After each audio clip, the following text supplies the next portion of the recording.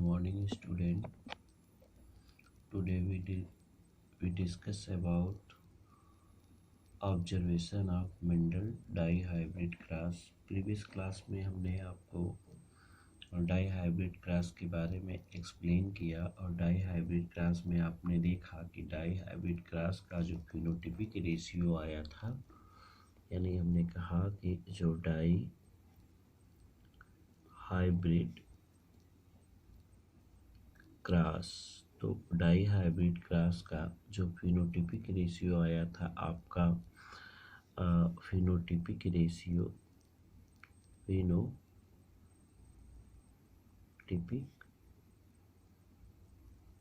Ratio जो आपका आया था 9:3:1 का आया था। 9 जो है येलो राउंड के थे। कैसे थे? यहाँ हम कह सकते हैं 9 जो प्लांट थे वो कैसे थे? येलो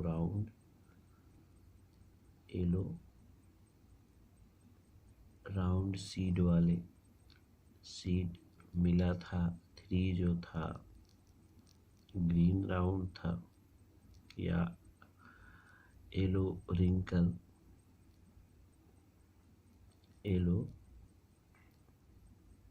रिंकल और ये ग्रीन राउंड था, ग्रीन राउंड, और एक मिला था ग्रीन रिंकल। तो इस प्रकार से ये फिनोटिपिक रेशियो मिला था, जबकि इसका जीनोटिपिक रेशियो था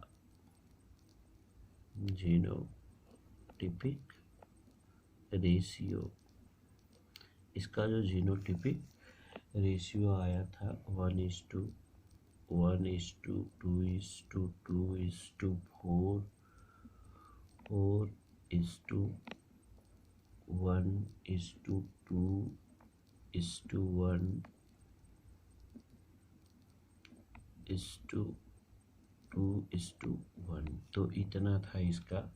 हमें कह सकते हैं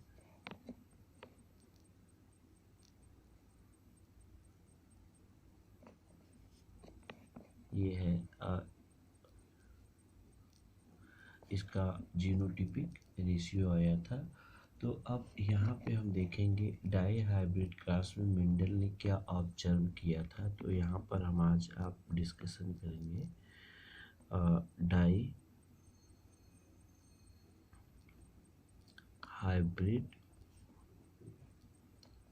क्लास ऑब्जर्वेशन। मेंडल ने क्या उसको ऑब्जर्व किया था, डाईहाइब्रिड क्लास का क्या ऑब्जर्वेशन किया था। तो मेंडल ने डाईहाइब्रिड क्लास में ये ऑब्जर्व किया था कि उन्होंने ऑब्जर्व करके देखा कि F1 जनरेशन में जिस प्रकार से मोनोहाइब्रिड क्लास में सभी हाइब्रिड प्लांट मिले थे, ठीक मोनोहाइब्रिड क्लास के सेम था डाईहाइब्रिड क्लास भी। तो F1 जनरेशन में डाईहाइब्रिड क्लास में भी कैसे मिले?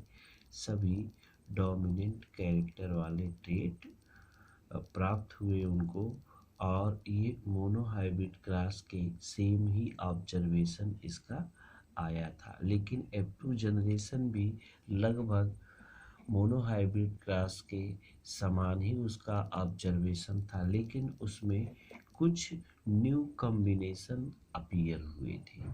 F2 जनरेशन में कुछ न्यू कॉम्बिनेशन अपीयर हुए थे एलॉन्ग बोथ पेरेंट के ट्रेट, यानी सम न्यू। हम कह सकते हैं कि F1 generation are similar as monohybrid cross. F1 generation का जो ऑब्जर्वेशन था वो सिमिलर था मोनोहाइब्रिड क्रॉस के, ठीक है। बट अगर हम कह लें F2 जनरेशन, तो F2 जनरेशन में क्या हुआ कि some new combination also appear along both trait. कुछ new combination, some new combination also appear along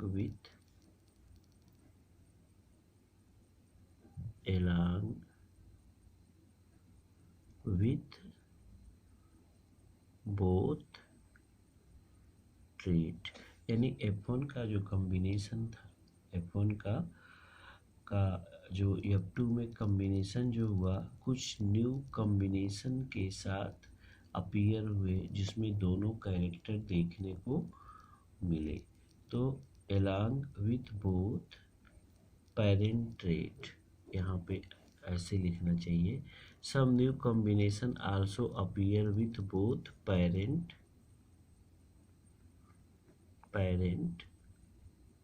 trait।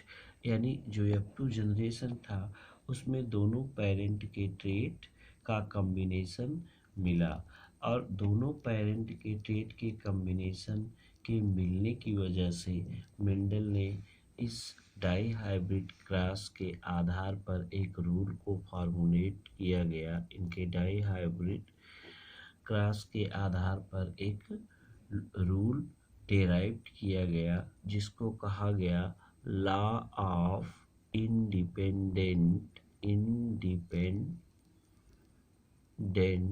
assortment। Law of independent assortment। Law of independent assortment में ये कहा गया कि जब टू पेयर कॉन्ट्रास्टिंग कैरेक्टर को एक साथ क्रॉस करवाया जाता है तो F1 जनरेशन में जितने भी प्रोजनी होंगे वे सारे प्रोजनी हाइब्रिड होंगे, लेकिन F2 जनरेशन में 4 काइंड्स के गैमीट का फॉर्मेशन होता है, और ये 4 काइंड के गैमीट एक दूसरे से स्वतंत्र रूप से जुड़ने के लिए फ्रीली इंडिपेंडेंटली कंबाइंड होते हैं, और दोनों ही ट्रेट के, दोनों पेरेंट के ट्रेट को शो करने के लिए या किसी भी गैमीट से स्वतंत्र रूप से जुड़ने के लिए ये क्या होते हैं, फ्री होते हैं।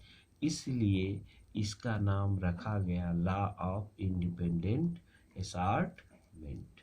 तो हम यहाँ कह सकते हैं कि on the basis of dihybrid cross Mendel formulated a law that is called law of independent assortment।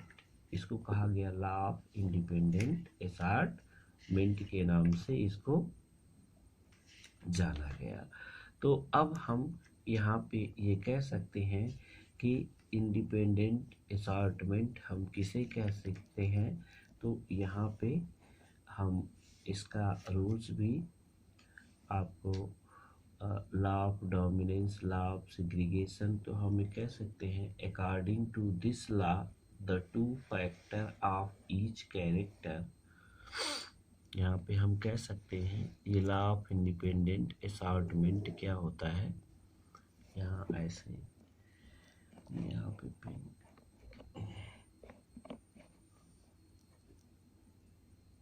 Law of independent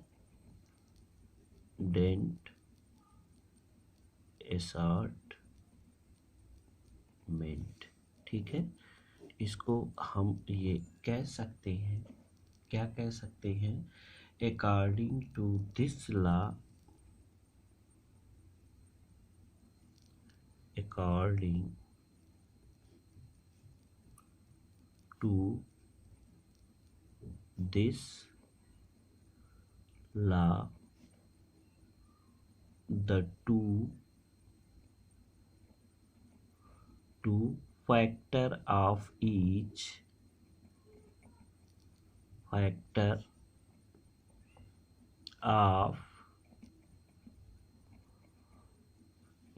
character factor of each character are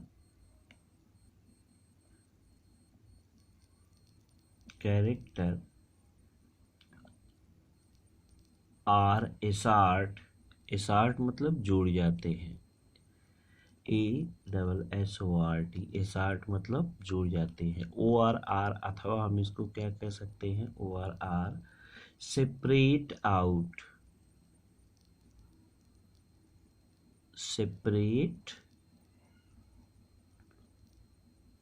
out independently या independent, ठीक है, independent of the factor of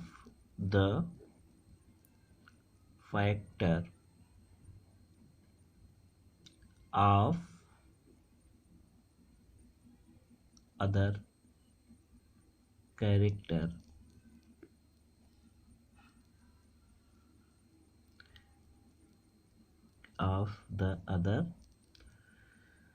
character at the time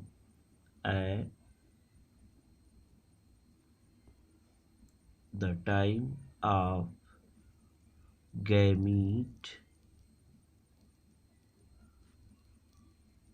formation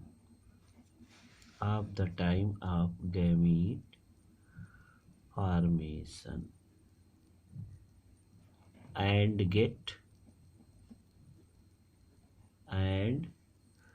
get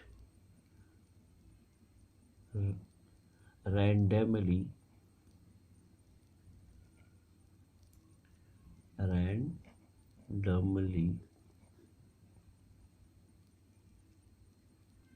rearranged in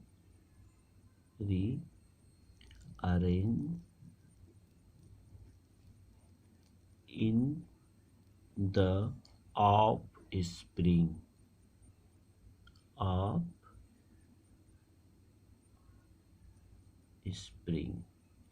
producing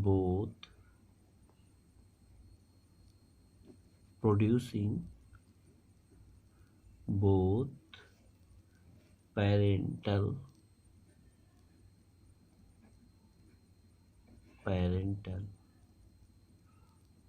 and new combination of character। हम यहाँ ये कह सकते हैं according to this law, इस लॉ के अनुसार क्या होता है कि 2 फैक्टर ऑफ ईच कैरेक्टर, यानी एक कैरेक्टर के जो 2 फैक्टर होते हैं वो एसार्ट भी हो सकते हैं, जुड़ भी सकते हैं, और सेपरेट आउट हो सकते हैं इंडिपेंडेंट स्वतंत्र रूप से, ठीक है ना। और फिर इसके बाद किसी भी फैक्टर के साथ एक ही टाइम पर ये गैमीट फॉर्मेशन के थ्रू क्या कर सकते हैं, रैंडमली रीअरेंज्ड होकर ऑफस्प्रिंग प्रोड्यूसिंग करते हैं, और ये ऑफस्प्रिंग को प्रोड्यूस करते हैं both parental and new combination के कैरेक्टर के साथ। तो इसी को कहा गया लॉ ऑफ इंडिपेंडेंट असॉर्टमेंट। तो ये था मेंडल्स का रूल। और इसके बाद जो है कि अब हम लोग पढ़ेंगे कि मेंडल के सक्सेस होने का क्या कारण था। इसको हम नेक्स्ट क्लास में बताएंगे कि मेंडल के सक्सेस होने का क्या कारण था। ठीक है, तब तक के लिए नमस्कार।